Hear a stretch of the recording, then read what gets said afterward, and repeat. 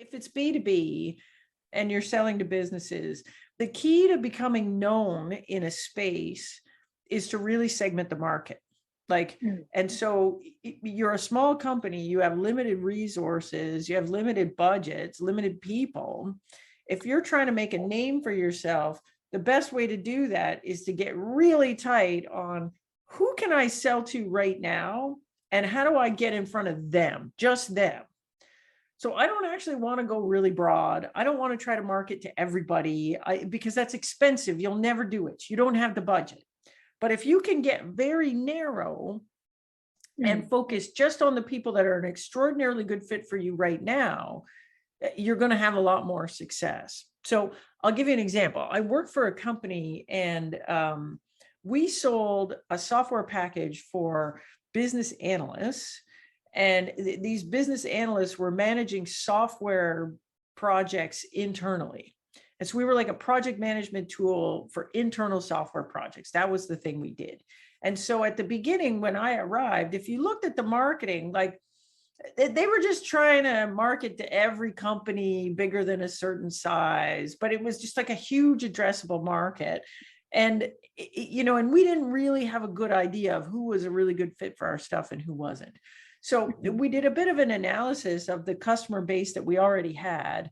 And then we did a whole bunch of customer interviews where we went in and said, look, like, what were you using before? And then why did you come off that? And then who was on your short list? And then why did you pick us?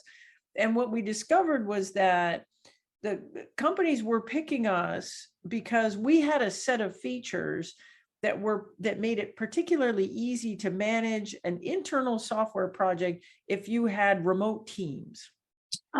Okay. And so if you had a lot of stuff across teams that were remote, and we knew that was one of our differentiators, but we had a lot of other differentiators too that were good for doing other things. But but what we didn't know was that this one was the thing that was actually winning. So once we understood that, then we said, all right, well, that's our value. Our value is we make it super streamlined to manage a project when you've got remote teams. And the next question is, well, who cares a lot about that? Like, what kind of company, is very likely to have internal software project management with remote teams? Well, it turned out there's kind of two buckets. So one is companies that outsource a lot of their development offshore. So there's companies that are outsourcing to, companies in other countries.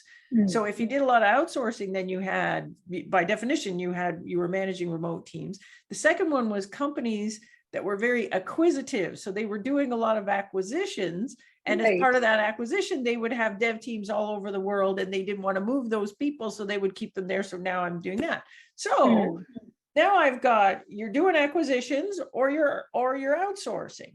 Well, now I can think about ways to get in front of those people. So for example, at the time, now this was like 10, 15 years ago, there was a magazine called Outsourcers Weekly. And all my clients that did outsourcing were subscribing to this Outsourcers Weekly.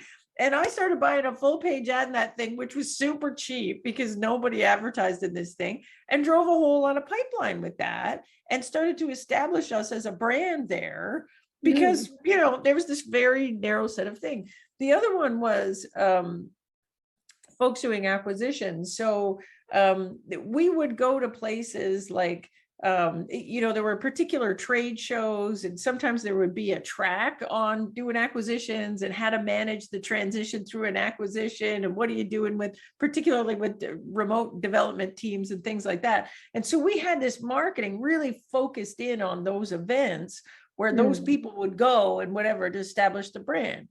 And so that worked fairly well because we weren't trying to establish the brand for everywhere, for everybody. We were just trying to establish it in these two segments, and that was it.